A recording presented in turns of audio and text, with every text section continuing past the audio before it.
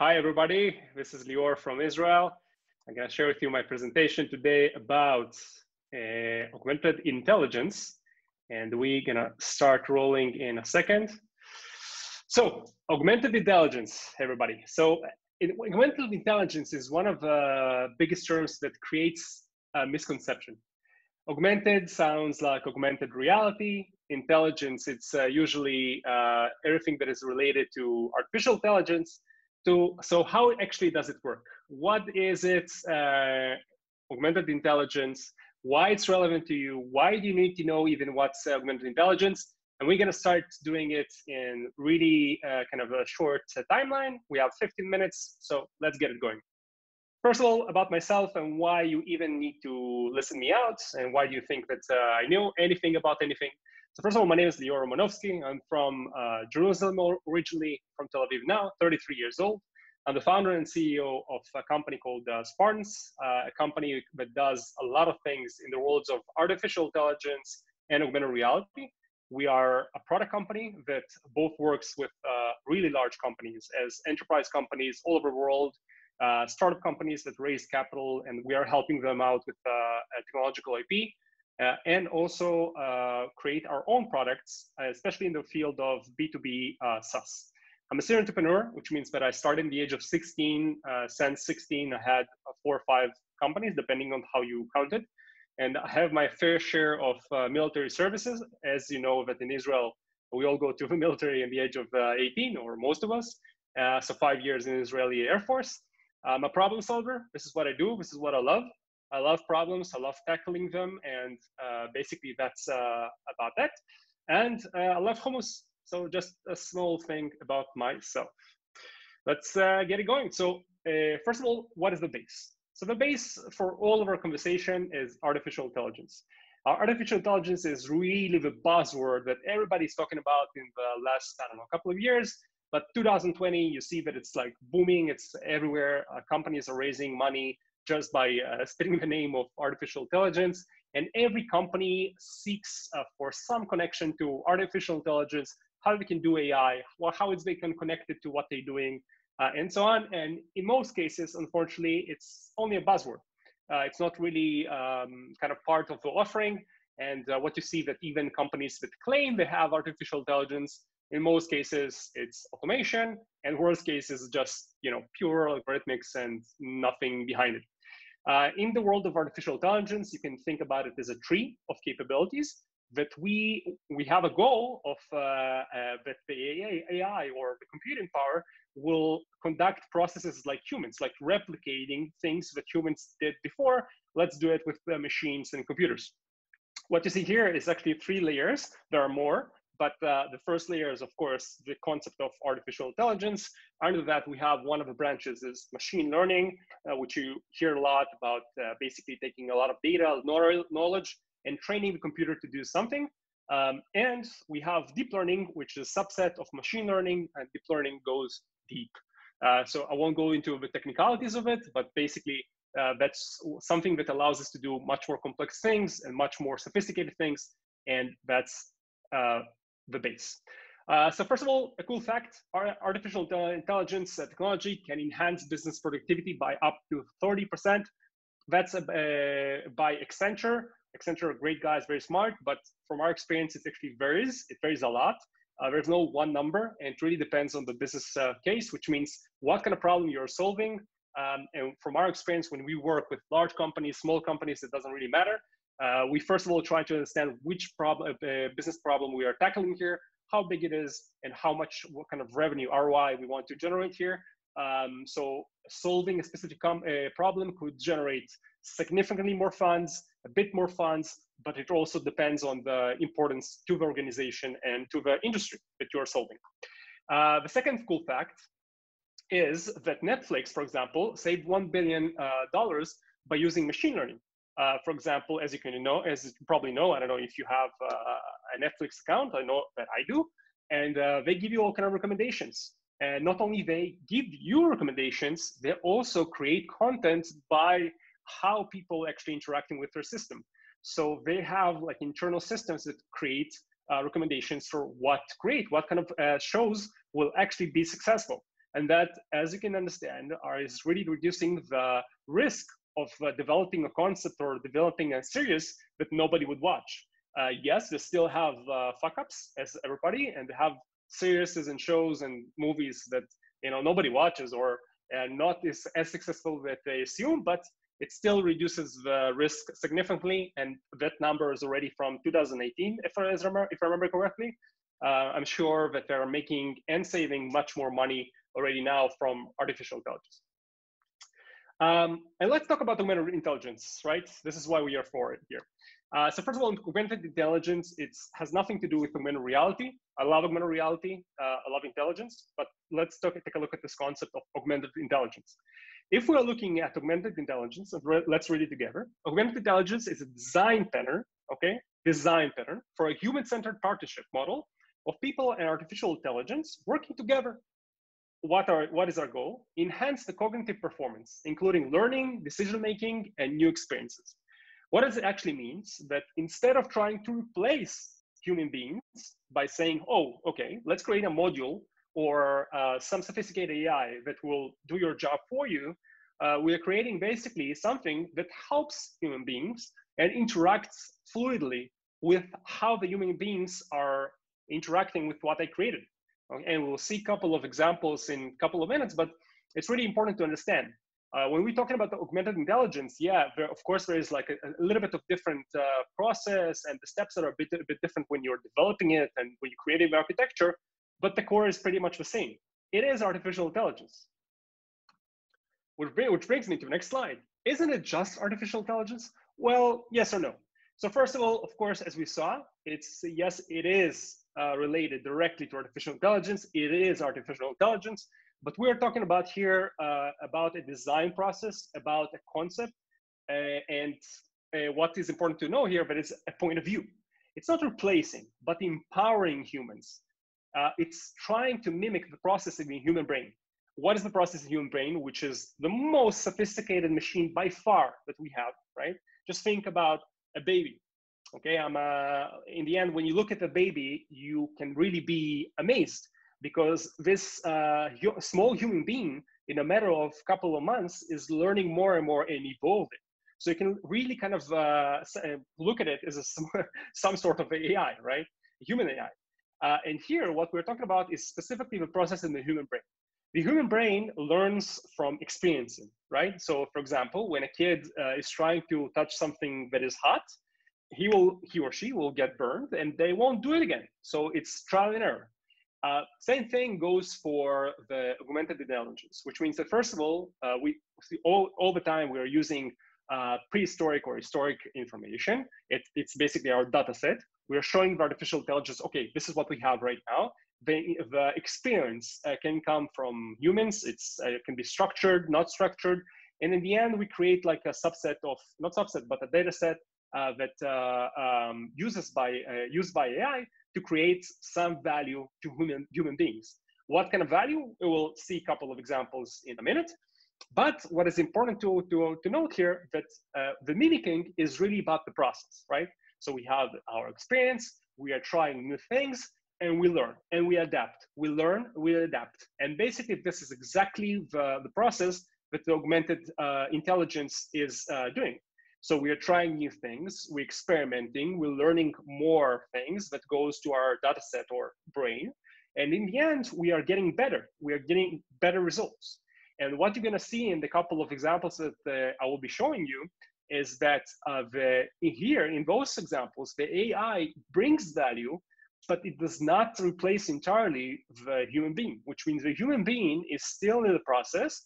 He's still a decision maker. He's still affecting directly, and he's the biggest pawn or the biggest element that is inside the process. But the AI supports it very nicely. And let's maybe continue there. So before we do go to the examples, just to show you a little bit the forecast. So as you can see, this is like a forecast that was created by Gartner in 2017.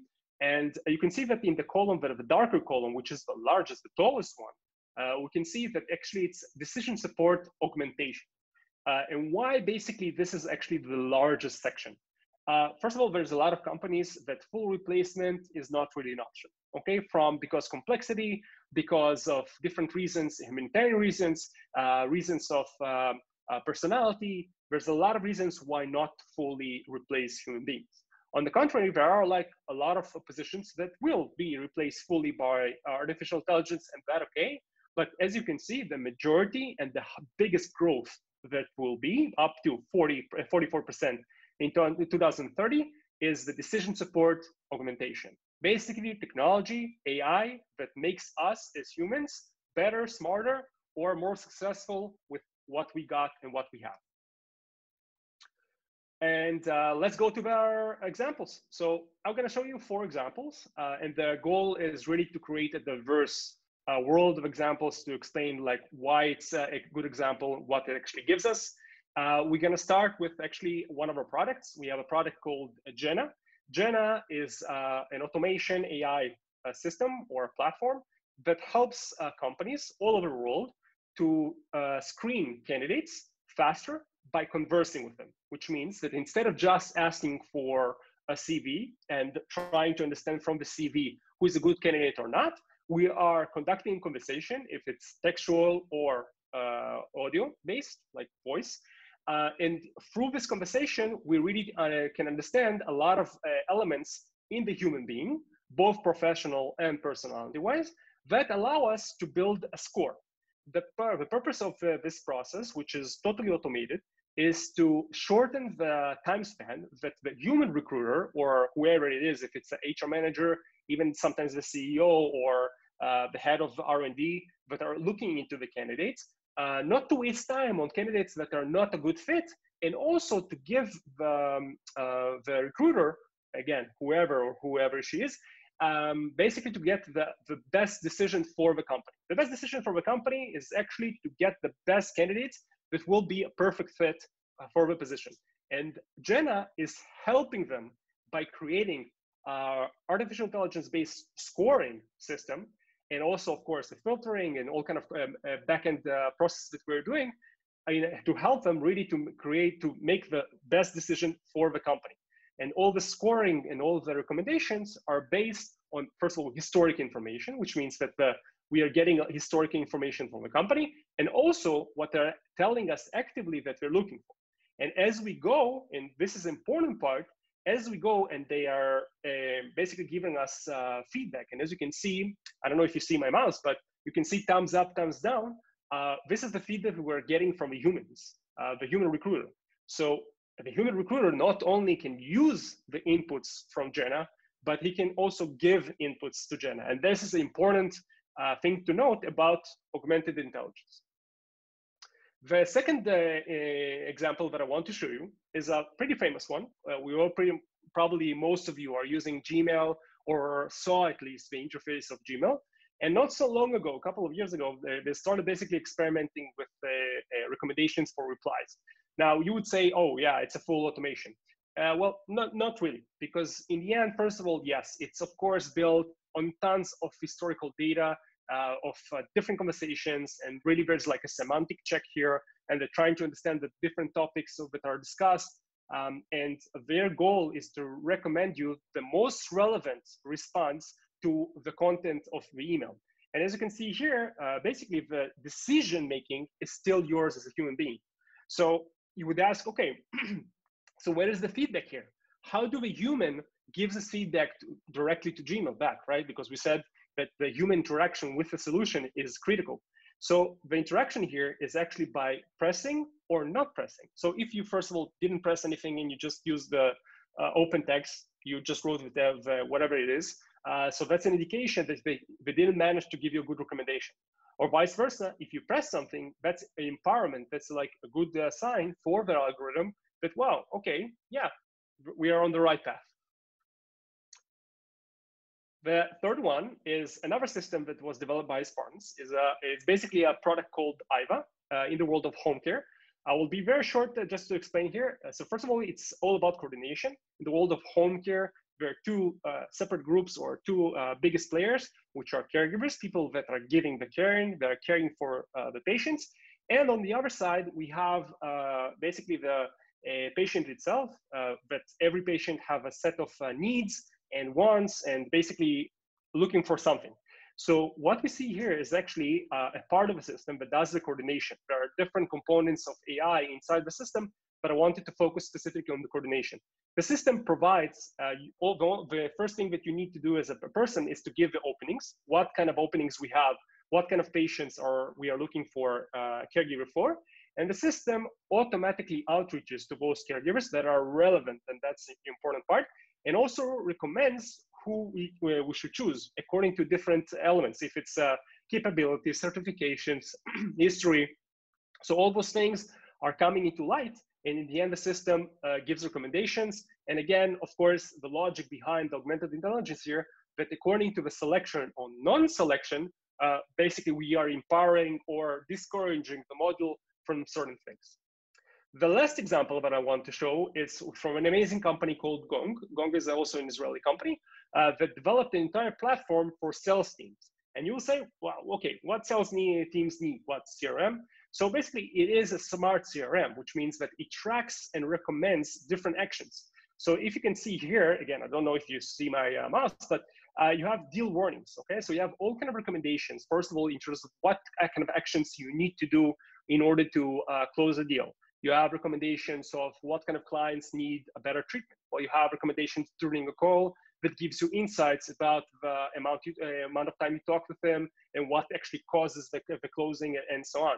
Basically, it's a platform that gives you the tools to close more deals, and they are focusing specifically in the world of voice, of calling. They raised a lot of money and they're very successful. And this is like, for me, it's a great example of augmented intelligence, where it supports basically the human sales teams, empowering them and gives them more information to make better decisions. So how the process looks like. So I guess that you saw a lot of similarities between the things, but I want to describe the process. So as you can see, our starting point is the data. So we have historic data, we have some experience that we already have. That's our starting point. In the middle, we have the human, right? The human is basically the most important player. The humans are still in the center. They are making the final decision. They are bringing input, and in the end, they have interactions in some form with all sides. So you can see that the human continues to interact with the data over and over again. The data enriched with human, of course, teaches and saves. And on the other side, the human also gives more and more data as part of the process. On the other side, the AI interacts with the human and gives insights to the human, gives some value. This human, by the way, according to the value it gets from the AI, enriches again the data. And as you can see, the data is, of course, the brain enriches again and again the AI as it progresses. Of course, we create more and more data, the more value the AI gives, or the more adaptations the AI predicts or creates. And in the end, we have better AI, we have a more professional process, we have a better process, and that's really the heart of augmented intelligence. The human is in the middle, the human is in the heart, but we have the artificial intelligence and information/data that really supports the process. I will come to an end, and I will end with a saying. The base assumption for artificial intelligence or augmented intelligence is intelligence. So one of the most important things that we say to any company that we're working with, it doesn't matter what kind of project it is, what kind of product, if it's one of our own products or we are developing something for them, we always assume that intelligence is part of it, which means you can have the most sophisticated, the most laborious, the most attractive and creative augmented intelligence or artificial intelligence, and still, if you're not working with it intelligently and you planned it intelligently according to your business cases, according to the result that you actually wanted, it doesn't worth a thing. And that's an important thing to remember. We're gonna stop here. Thank you very much. My name is Lior Romanowsky. You are you, and that was Augmented Intelligence.